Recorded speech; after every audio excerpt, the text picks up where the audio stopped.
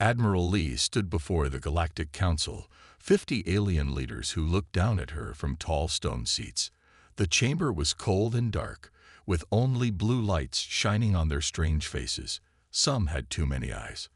Others had skin like metal or scales. All of them looked at the human with mistrust.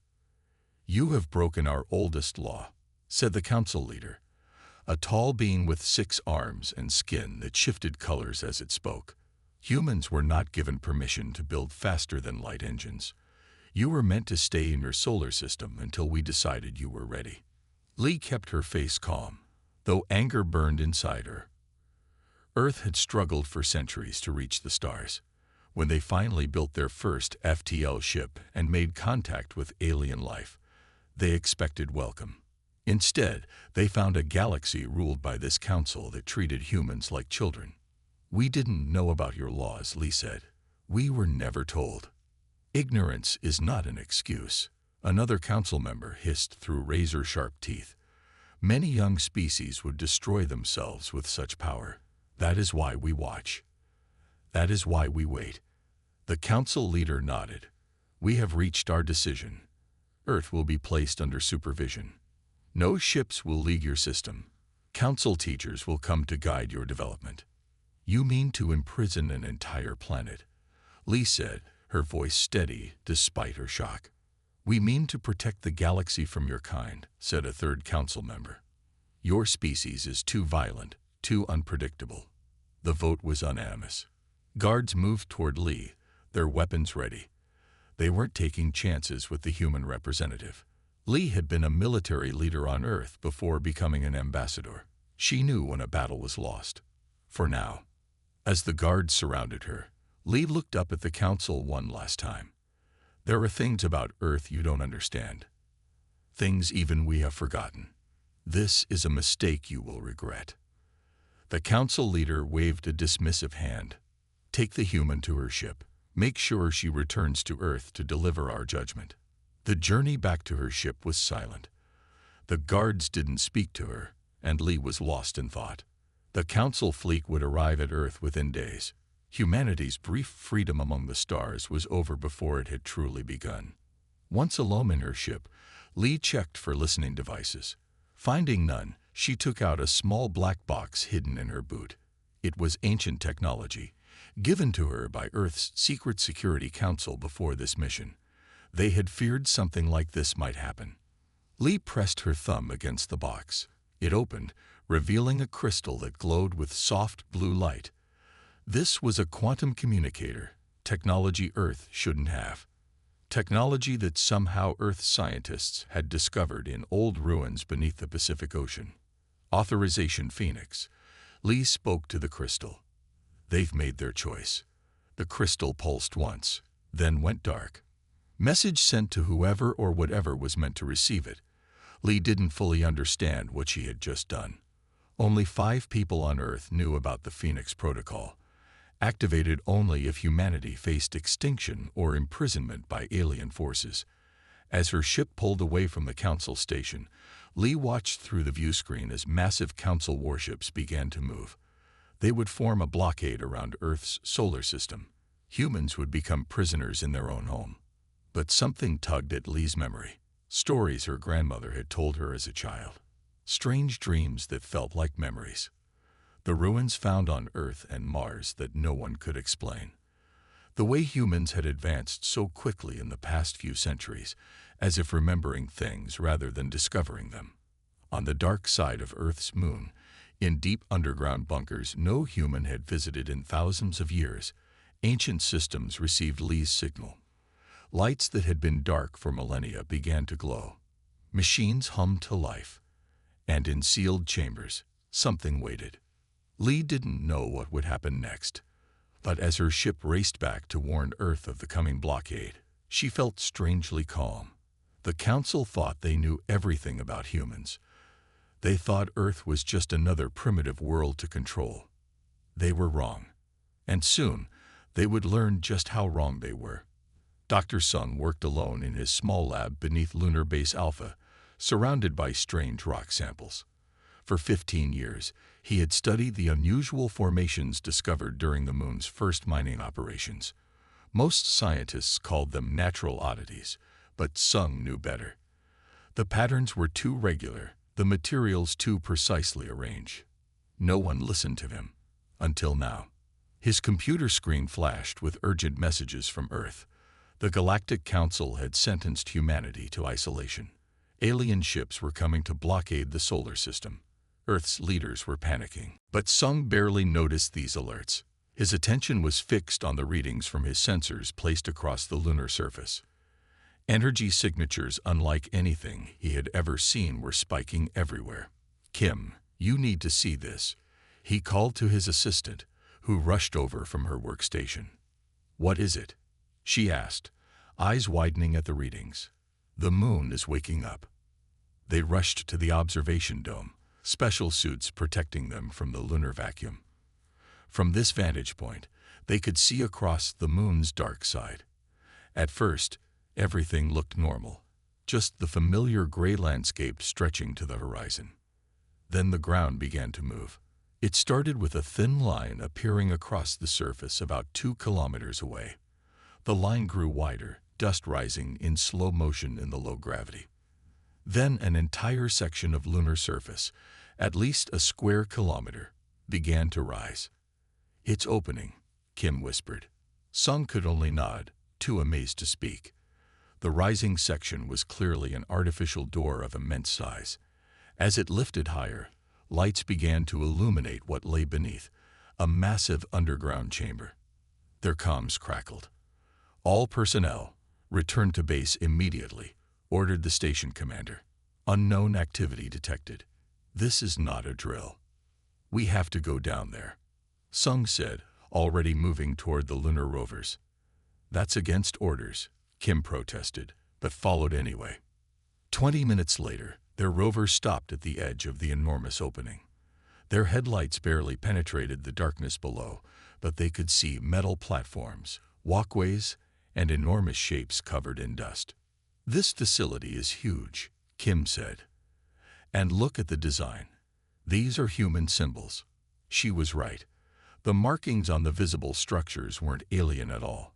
They showed stylized Earth continents and writing in an ancient form of Earth language. As they watched, more lights came on deep within the facility. The shapes began to move, dust falling away from them in the low gravity. They were ships, thousands of them, in all sizes from small fighters to massive carriers. "This isn't possible," Sung breathed. "These ships are clearly built for space travel, but they look more advanced than anything we have now. And the scale of this facility, it would take centuries to build." Their rover's radio suddenly activated, playing a message on all frequencies. "Phoenix Protocol initiated. Fleet awakening sequence commenced. All systems operating at 87% capacity after extended dormancy. Awaiting command authorization." The voice wasn't human or alien. It was something in between, calm and certain. Sung's hand shook as he activated his portable computer. "According to these readings, some of these materials date back 50,000 years. That's impossible. Humans weren't even civilized then." "Unless we were," Kim said quietly. "Unless we've been here before." More movement caught their attention. The largest ship, almost 2 kilometers long, was powering up, its hull glowing with blue energy. Symbols along its side illuminated one by one, revealing its name. Phoenix. Their comms crackled again, but this time it wasn't the base commander. It was Admiral Lee, her voice tense but controlled. "Dr. Sung, sensors show you're at the opening. What are you seeing?" "Admiral, you wouldn't believe me if I told you. It's a fleet. A human fleet. But it's ancient, thousands of years old at least. And it's waking up." There was a long pause. "Stay where you are. I'm coming to you." As they waited, Sung and Kim watched in awe as more ships activated. Some began to rise slowly from their docking positions, hovering effortlessly in the lunar gravity. "How is this possible?" Kim asked. "How could we forget something like this?" Sung shook his head, watching as a smaller ship detached from the Phoenix and headed toward their position. "I don't think we forgot. I think we were made to forget." The approaching ship slowed as it neared them, hovering silently above the lunar surface. A door opened in its side, revealing a softly lit interior with controls that somehow looked both alien and familiar. "Dr. Sung," came Admiral Lee's voice through their comms. "The Council thinks they know who we are. I think it's time we find out for ourselves." The Council ships formed a perfect blockade around Earth's orbit. 200 alien vessels of various sizes and designs, all with weapons aimed at humanity's homeworld. Their commander, High Marshal Vex, was confident. These humans were primitive. Their few space vessels were no match for Council technology. "Status report," Vex demanded from his officers. "All ships in position, High Marshal. Earth's defense fleet has retreated to their moon. They appear to be surrendering." Vex made a sound of satisfaction. This would be simple after all. "Prepare the landing ships. We will begin the supervision protocol immediately." A junior officer suddenly tensed at his monitoring station. "High Marshal, I'm detecting unusual energy readings from the dark side of their moon." "Explain," Vex snapped. I don't know, sir. Nothing in our database matches these signatures." Before Vex could respond, his view screen lit up with an urgent message. Admiral Park of Earth was requesting communication. Vex allowed it, curious what excuses the human would offer. Park's face appeared on screen. The human female looked calm, almost amused. "High Marshal Vex, I'm giving you one chance to withdraw your forces peacefully." Vex laughed, a harsh clicking sound. "You are in no position to make demands, human. Your planet is surrounded. Look behind you," Park said simply. Vex turned to his rear sensors just as warnings blared throughout his ship. Emerging from behind Earth's moon came ships, hundreds of them, then thousands. They were clearly of human design, but unlike anything the Council had seen before. They moved with impossible grace, their hulls glowing with strange blue energy. Leading them was a massive vessel, easily 3 times the size of Vex's command ship, the Phoenix. "Impossible," Vex whispered. "Humans do not have this technology." "We forgot we had it," Park replied. "Now we remember." The Phoenix accelerated toward the Council blockade, smaller ships forming perfect attack patterns around it. Vex watched in horror as his carefully positioned blockade scatter formation fell apart. "Open fire," he ordered. Council ships launched their most powerful weapons. Energy beams and plasma torpedoes streaked toward the human fleet. But something impossible happened. The attacks simply passed through the ships as if they weren't there, or were absorbed by the strange blue glow surrounding their hulls. Then the human fleet returned fire. Their weapons were unlike anything the Council had encountered. Not destructive beams or explosives, but precise pulses that targeted only specific systems on the Council ships. Engines failed. Weapons went offline. Communications cut out. Within minutes, half the Council blockade was disabled but not destroyed, ships drifting helplessly in space. Aboard the Phoenix, Admiral Park stood on the command deck, still adjusting to the ship's strange interface. There were few physical controls. Most systems responded directly to her thoughts through a neural link that had activated the moment she stepped aboard. "How are you doing this?" she asked aloud. The voice answered, seemingly from the air around her. "I am Guardian, the Phoenix's central intelligence. Your genetic pattern matches command authorization. These ships move like they know what I'm thinking before I think it." "Because they do," Guardian replied. "This fleet was designed to be an extension of its pilots. We remember patterns of space combat that you have forgotten." Through the viewports, Park watched as more Council ships became disabled. Not one had been destroyed. The fleet was precision targeting only navigation and weapon systems. "You're not killing them," she observed. "That was never our purpose," Guardian said. "This fleet was built to protect, not to conquer. The weapons are designed to neutralize threats while preserving life." Dr. Sung stood nearby, examining the ship's interior with wonder. These designs, they're human, but so advanced. The symbols match ancient writing found in underwater ruins on Earth. Because they are the same, Guardian confirmed. Your people ruled the stars long ago. You created the Galactic Council as a place of cooperation. But after you retreated to Earth, the Council changed. On the main view screen, High Marshal Vex's face appeared, his alien features twisted with rage. This attack is an act of war against the entire Galactic Council, he shouted. Park stood tall. No, this is humanity defending itself against imprisonment. Your blockade has been neutralized. Your ships are disabled, but your crews are safe. We could have destroyed you, but chose not to. Remember that. As she spoke, the Phoenix moved past the disabled Council fleet, positioning itself between Earth and the remaining alien vessels. Return to the Council, Park continued. Tell them Earth is not what they thought. Tell them we are awakening to our true history, and tell them we are coming to take our place among the stars, not as servants, but as equals. The communication ended. Within hours, Earth was free, the Council fleet retreating in disarray. But Guardian's voice echoed through the Phoenix with a warning. The Council will return. They have a much larger fleet, and now they know what they truly fear. The ancient ship Phoenix hung in Earth orbit like a silver ghost from humanity's forgotten past. Inside its vast library chamber, Admiral Park and Dr. Sung worked day and night, studying records that rewrote human history. I still can't believe what we're seeing, Park said, her tired eyes scanning the holographic displays. According to these records, humans weren't just space travelers 50,000 years ago. We founded the Galactic Council.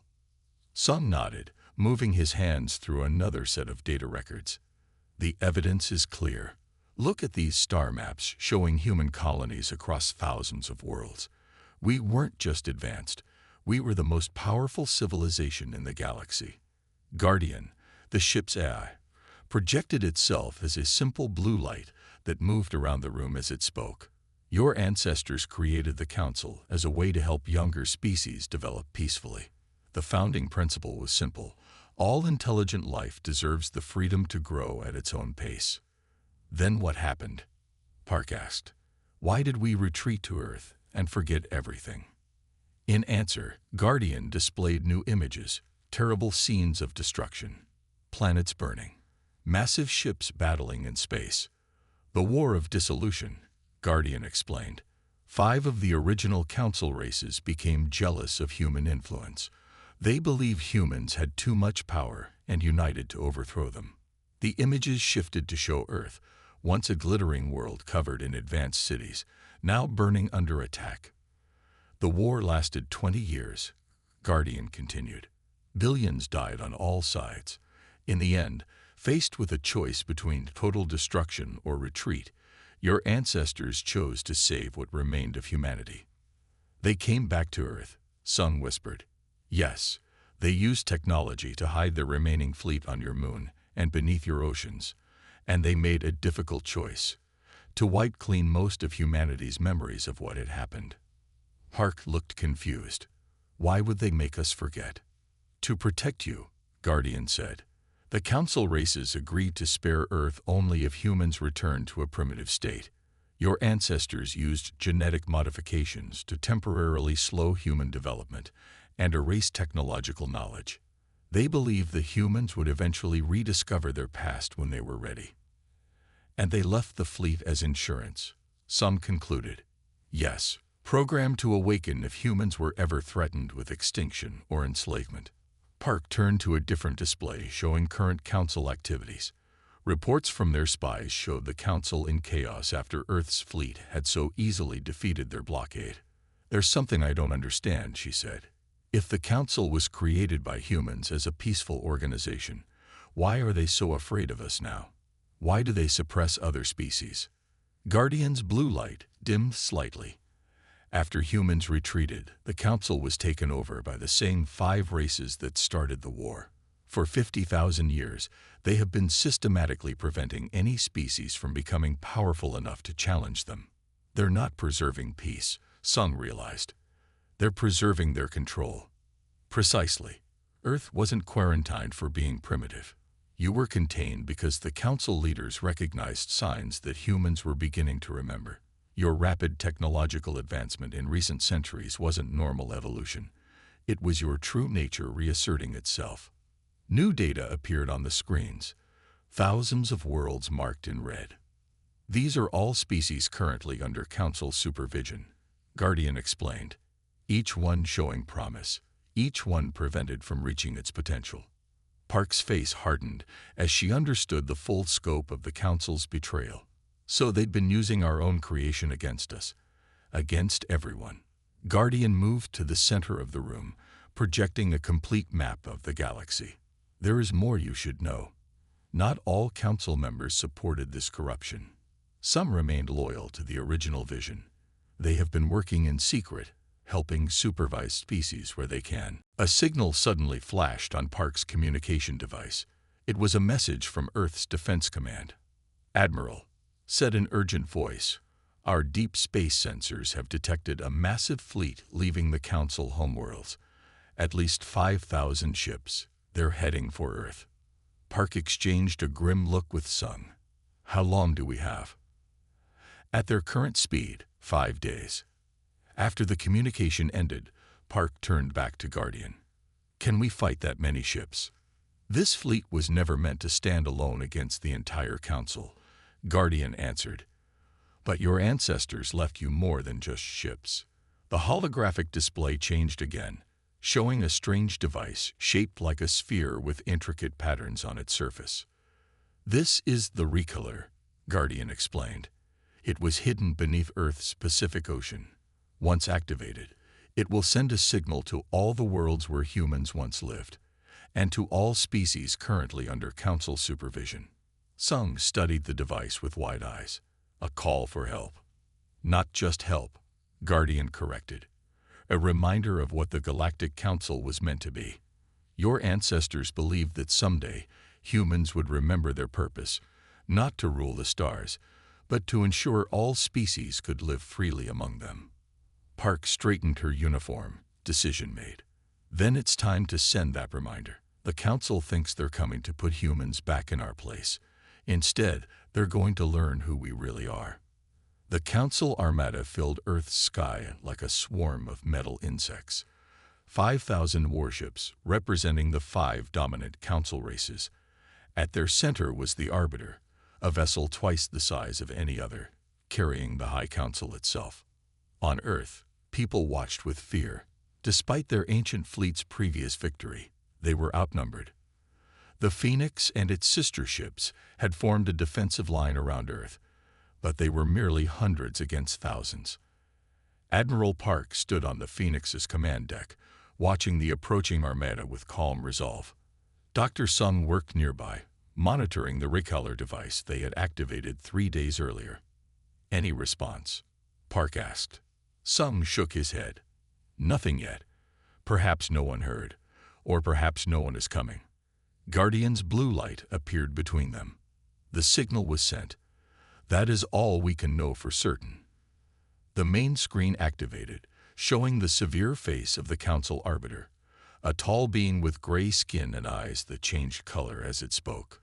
"Humans of Earth," the Arbiter announced, "your rebellion is impressive but futile. Surrender now and your punishment will be merciful. Resist, and your planet will be cleansed of all life." Park stepped forward. "We will not surrender. We know the truth now, about what the Council once was, and what it has become." The Arbiter's eyes flashed red.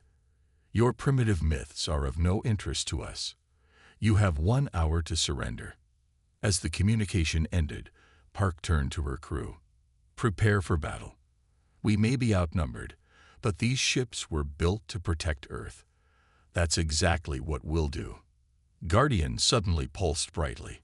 "Admiral, I'm detecting multiple spatial distortions at the edge of the solar system." The sensor screens lit up with new contacts. First dozens, then hundreds of ships appearing from hyperspace jumps. But they weren't Council designs. They were varied, of all shapes and sizes, clearly built by many different species. The signal was heard. Some whispered in awe. More ships continued to appear until they matched the Council fleet in number. Then a communication came through, displayed on multiple screens. Not one face, but many, representatives of dozens of species, all looking determined. "Earth, we have received your call," said one with blue skin and antenna. "For centuries, we thought ourselves alone in resisting Council control. Now we know the truth. The humans created the Council for peace," said another, reptilian in appearance. "We have come to restore that purpose." Park's eyes widened as she recognized what was happening.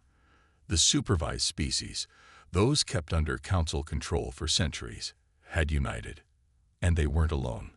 Among them were ships that clearly matched human designs, though modified over time.